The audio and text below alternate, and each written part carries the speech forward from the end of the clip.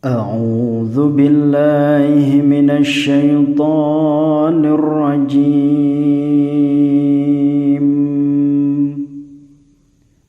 بسم الله الرحمن الرحيم.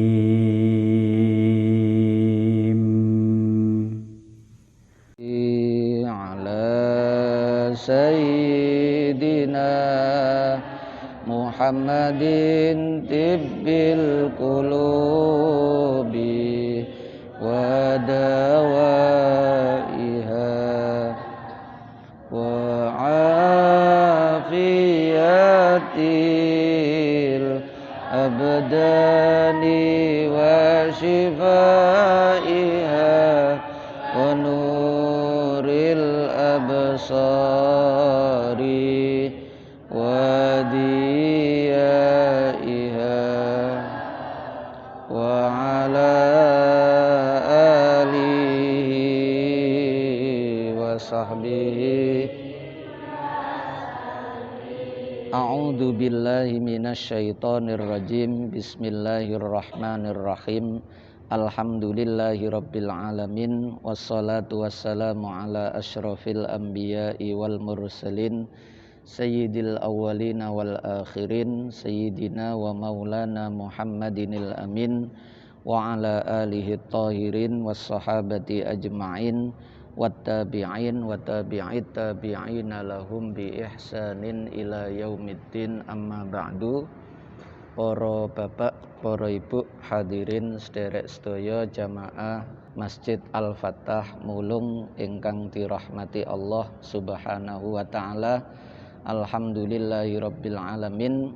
Melanjutkan ngaji kitab Bidayatul Hidayah, permulaannya hidayah, petunjuknya Allah Subhanahu wa taala. Sakmangke halaman 120 napa? Wa inda dzalika lan ing dalem nalikane mengkono-mengkono takhlu fihi limaulaka, kamu berduaan saja dengan Tuhanmu. Fa'alaika mongko netepono sapa sira anta ta'allama ing yento belajar sapa sira. Karena kamu itu membutuhkan untuk berduaan dengan Allah, maka kamu harus belajar bagaimana adabas suhbati ma'allahi ta'ala, ing pira-pira tata kramane kekancan suhbah ma'allahi ta'ala sartane Gusti Allah ta'ala. Bagaimana kamu supaya di dalam dekat atau mendekat kepada Allah niku dengan adab dan tata krama yang baik. Lah kitab niki termasuk jelasno tentang adab-adab tersebut, tata krama bagaimana kita dengan Allah. Sebab adab niku di atas segala-galanya, bahkan di atas ilmu.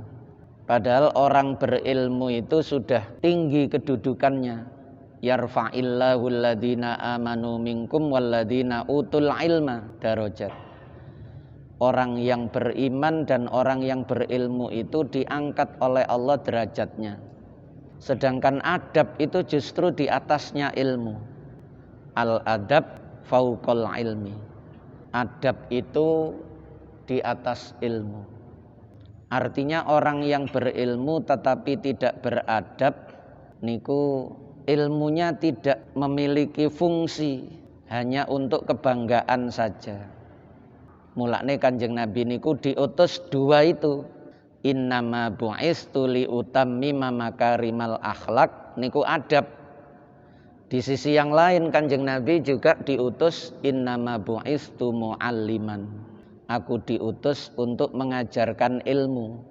Jadi ilmu dan adab itulah yang menjadikan seseorang itu menjadi sempurna, mulia, baik di mata Allah maupun di mata manusia. Fa'alaika an tata'allama adabas suhbah. Maka kamu harus belajar bagaimana tata cara adabnya berdekatan ma'allahi ta'ala sartane Gusti Allah ta'ala. Wa adabuha lan utawi adabe suhbah, tata kramane suhbah ketika kita itu sedang munajat, kita sedang mendekat, entah niku rupa salat utawa sing dimaksud niki zikir wirid bisik munajat dhateng Gusti Allah. Yang pertama adalah itraqur ra'si, ndingklukake sirah, menundukkan kepala, wajah. Niku akhlake ngoten. Dadi cara wiritan ndonga niku sing apik niku ndingkluk, mboten ndangak. Sebab ndangak niku konotasine nantang, tidak tunduk, tidak patuh. Yang kedua wa ghaddut tarfi, lan ngeremake peningal, menahan pandangan. Maksudnya niku bisa dengan memejamkan mata, bisa juga dengan tidak tolah-toleh, mboten melihat ke kanan ke kiri atau melihat sudut pandang yang jauh. Jadi cara sajadah ngonten delok sajadah atau memejamkan mata sekalian. Niku termasuk adab atau akhlak. Karena itu lebih memudahkan hati untuk fokus atau khusyuk. Fokus kepada Allah, khusyuk merasakan diri kita itu dekat dengan Allah. Niku lewat menundukkan pandangan, menahan pandangan, atau malah memejamkan mata sekalian. Yang ketiga, wadawamus sumti, lan langgenge meneng, lebih banyak diam dari hal-hal yang tidak bermanfaat, dari hal-hal yang tidak berfaedah. Sebab kita sedang bersama Allah di mana saja, bahkan nek melok keterangan wingi kan ngonten, baik di rumah maupun di perjalanan, baik sendirian maupun sedang bersama orang banyak. Nah niku mulane enten tiyang niku nggih, enten ulama niku sing ndingkluk mawon. Sebab beliau itu merasa memang sedang dipandang oleh Allah. Nek kita niki kan napa malih gombol wong akeh ngenten niki wis lebih mengutamakan pandangan manusia dibandingkan dengan pandangan Allah. Niku kita kan ngonten. Tapi ada hamba-hambanya Allah itu yang mendongakkan kepala saja tidak berani. Sampai akhir hayatnya tidak pernah melihat langit. Ndangak niku mboten wani karena dia selalu merasa dipandang oleh Allah, jadi izin malu sehingga terus menundukkan pandangan niku. Seperti kita kalau bertemu dengan orang yang sangat kita sungkani, orang yang sangat kita hormati, orang yang sangat kita muliakan, niku kita mengangkat pandangan untuk menatap wajahnya beliau saja itu ndak berani. Koyok ceritane sahabat, tapi ngenten iki nggih sebagian nggih. Enten sing biasa-biasa mawon, sing penting atine. Lah sing enak sing kedua niki supaya mboten ketara nemen. Sebab nek ndingkluk terus niku nek atine mboten siap, engko malah ngerasa nek awake iki wis khusyuk. Niku ya bahaya. Jadi masing-masing itu ada resikonya. Dengan merasa diawasi Allah niku konsekuensine nggih kudune ndingkluk. Tapi engko nek ndingkluk iku kuwatire terus ngerasa nek awake niki wis khusyuk. Ngerasa nek awake niki wis terus berusaha nyidek nang Gusti Allah. Niku malah menjadi ujub, padahal itu yang dihindari.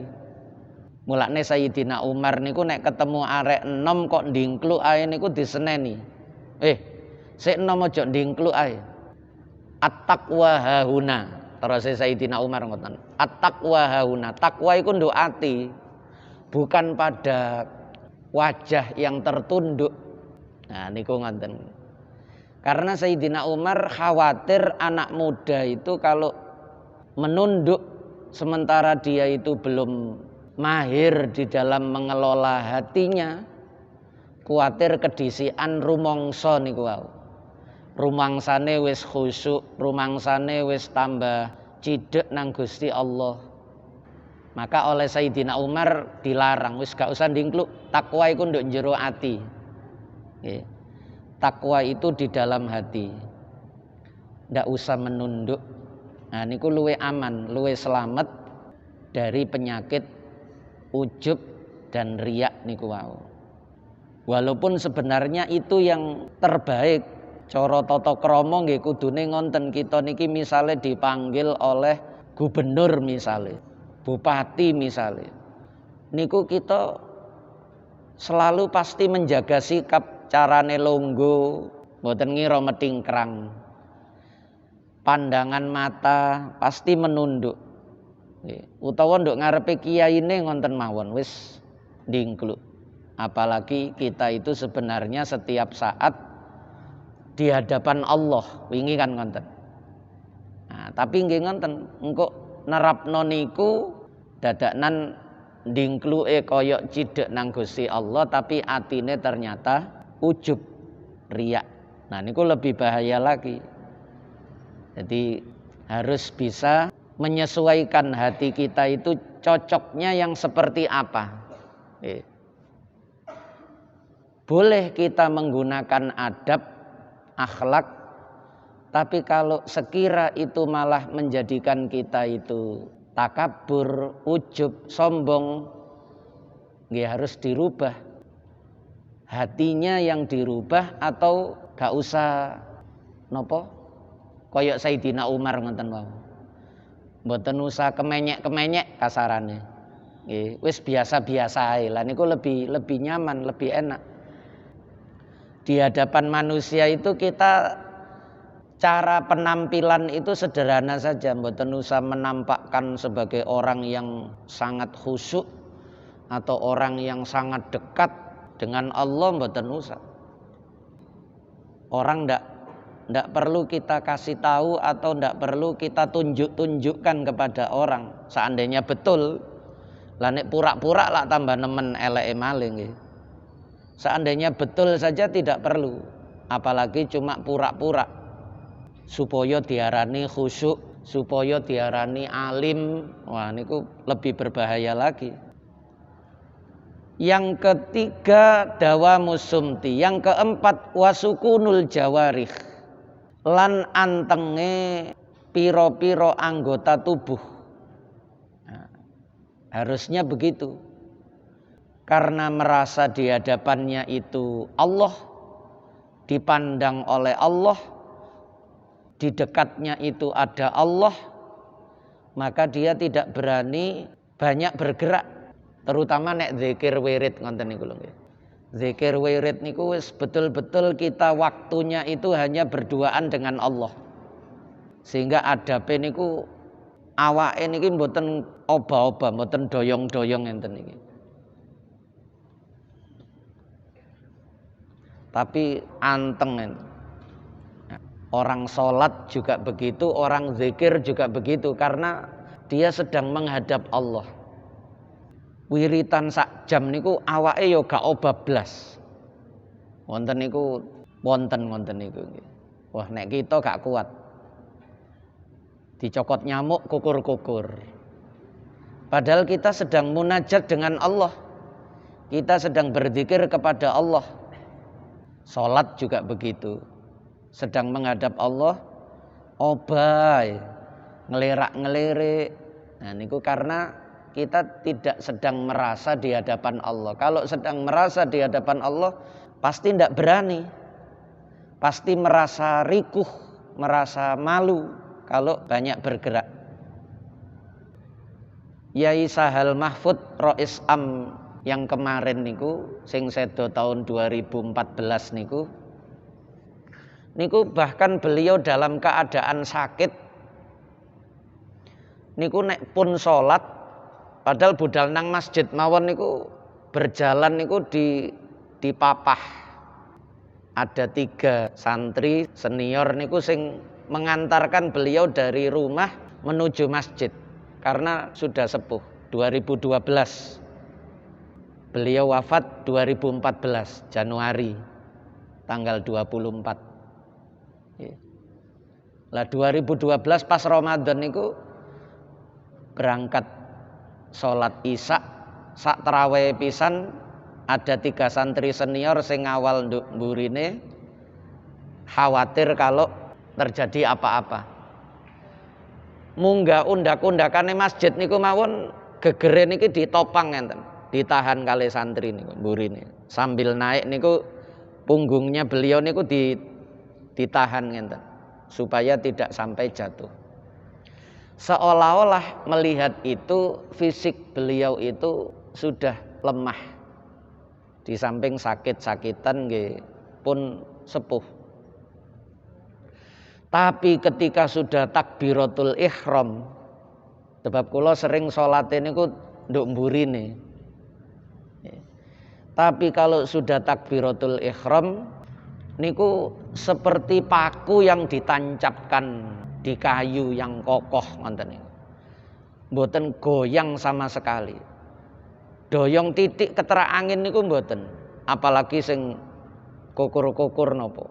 Sama sekali tidak ada gerakan selain gerakan pindah rukuk, pindah iktidal dan seterusnya niku sama sekali ndak ada gerakan. Padahal niki tarawihne suwe.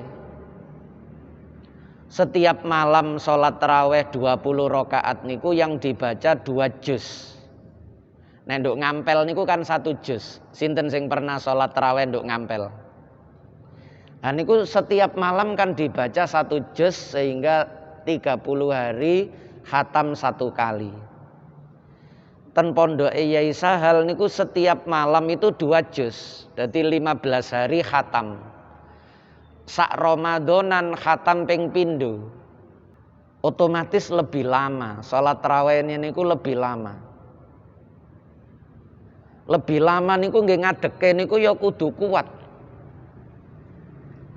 Kula dhewe ngadeg niku sikil tak angkat sisi ngenten. Ngadeg suwe pegel sikil diangkat, tengen diangkat titik. Engko pegel didekek malih ganti kiwa sing diangkat. Karena lama memang. Tapi kula tingali Yai Sahal ten ngajeng kula niku sikile, tangane, pundake, kepalae niku sama sekali ndak ada yang bergerak. Niki maksude wasuku nil jawarih niku koyok ngonten niku. Memang adabnya ketika menghadap Allah niku seperti itu. Ngonten niku kalau tahap awal ya dipaksakan. Nanti lama kelamaan akan menjadi kebiasaan lah. Ketika menjadi kebiasaan niku jenenge wis menjadi akhlak. Karena yang namanya akhlak itu melakukan sesuatu tanpa merasa terbebani. Wis koyok segojangan.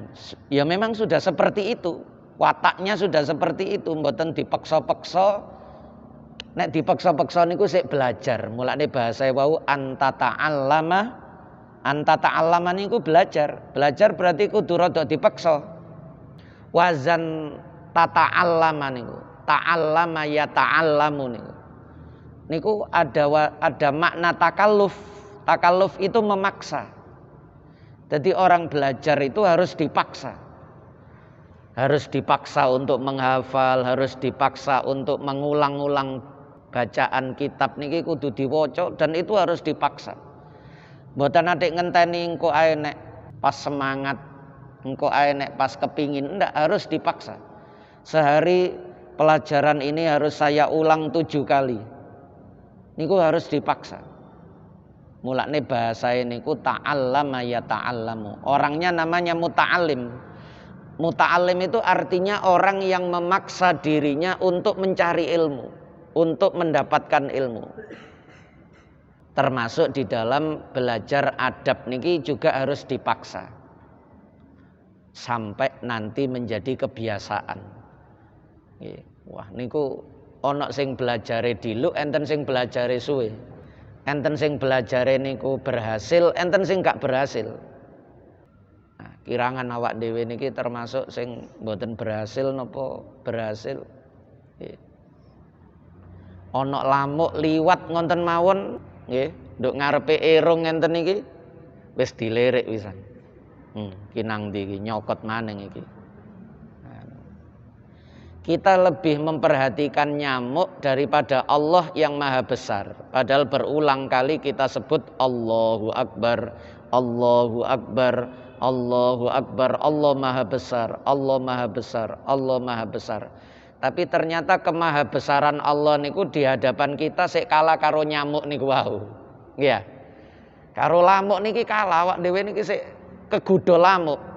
Kudune nek wis melihat kemahabesaran itu yang selain Allah niku sudah tertutup, ndak terlihat.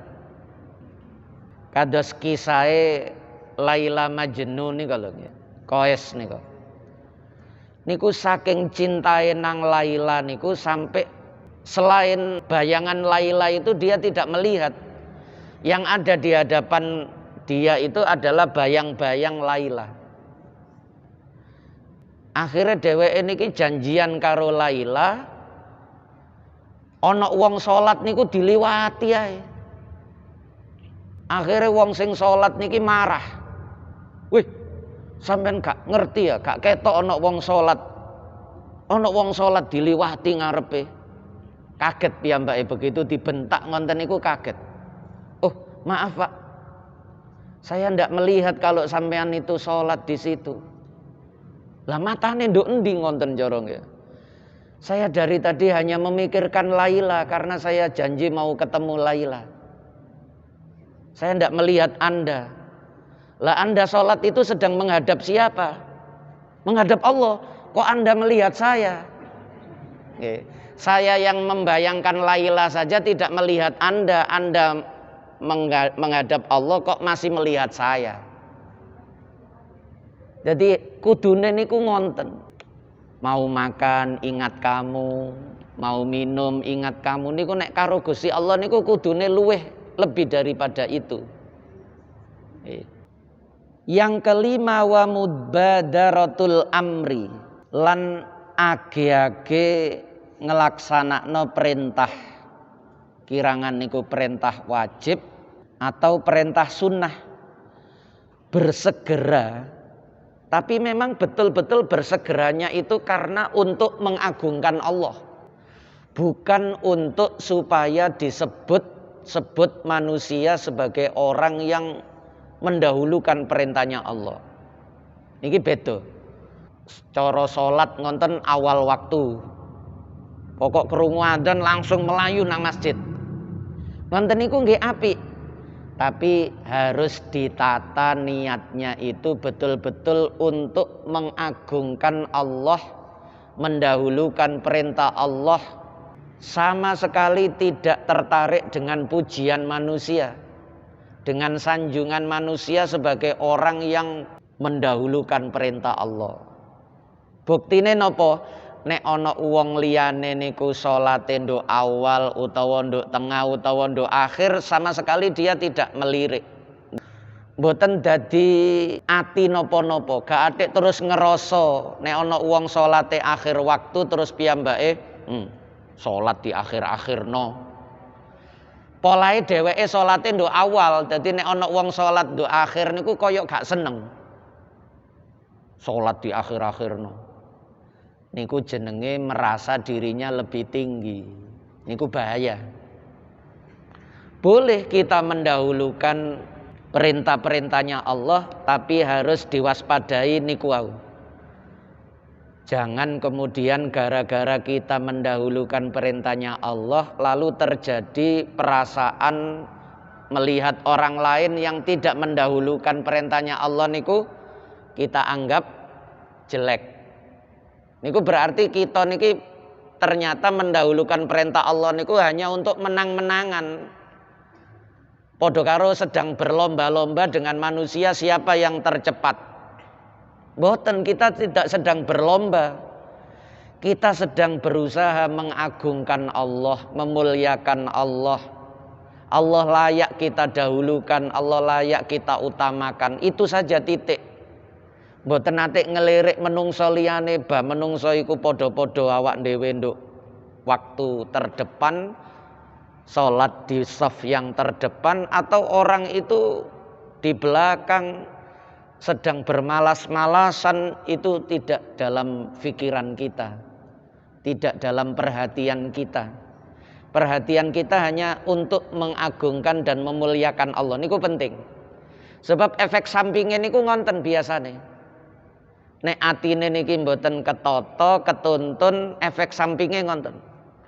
Delok wong liya sing salate keri-keri niku dia merasa merendahkan. Karo Gusti Allah kok ngono. Loh, itu untuk diri kita. Tapi untuk orang lain ndak usah berpikir seperti itu. Kita ndak tahu, nggih. Bisa jadi yang di belakang itu justru sedang mendapatkan perhatian Allah. Justru yang di depan itu sedang sibuk dengan takabur, sombong, ujubnya itu. Sebab Allah tidak menilai lahiriahnya saja. Allah juga menilai apa yang ada di dalam hati dan niat kita niku. Nah niku penting. Nggih, kalau memang kita mendahului, kayak Nabi Ibrahim niku. Nabi Ibrahim niku ketika diperintah oleh Allah untuk khitan niku napa? Sunat. Niku usia beliau niku sudah 80 tahun. Dereng nggak ada putra ketika niku. Nabi Ibrahim niku punya putra niku di atas usia 90 tahun. Umure Nabi Ibrahim niku 120. 120 napa 135 ngoten nggih. Mulane Nabi Ibrahim niku sangat bersyukur iso menangi duwe anak di waktu yang sepuh, bahkan sampai anak ini ku ketok gede. Alhamdulillahi ala kibari Ismaila wa Ishaq. Segala puji bagi Allah, aku dikei sok menangi gedene Ismail karo Ishak. Padahal Nabi Ibrahim 80 mawon durung sunat, napa malih duwe anak. Jadi diperintah sunat niku dereng gak ada putra. Ketika itu Nabi Ibrahim sedang memegang kapak karena beliau sedang membelah kayu bakar. Enten sing ngriwayatno di hutan. Ketika diperintah kali Gusti Allah, Ibrahim wis wayahe sunat. Nabi Ibrahim niku tola-tole kiwa tengen gak ana wong, langsung dibuka. Disunat dhewe gawe kapak niku. Namel kodum, bahasa niku bil kodum. Kodum niku kapak niku. Nggih meringis kesakitan, sapa sing gak lara gawe kapak ya nggih. Diodot ngonten terus langsung dus. Putus. Akhirnya dielingno karo Gusti Allah, ya aja ngono. Dikongkon sunat nyekel pecok. Gawe pecok, ya golek senjata sing luwih tipis landhep. Apa jawaban Nabi Ibrahim niku?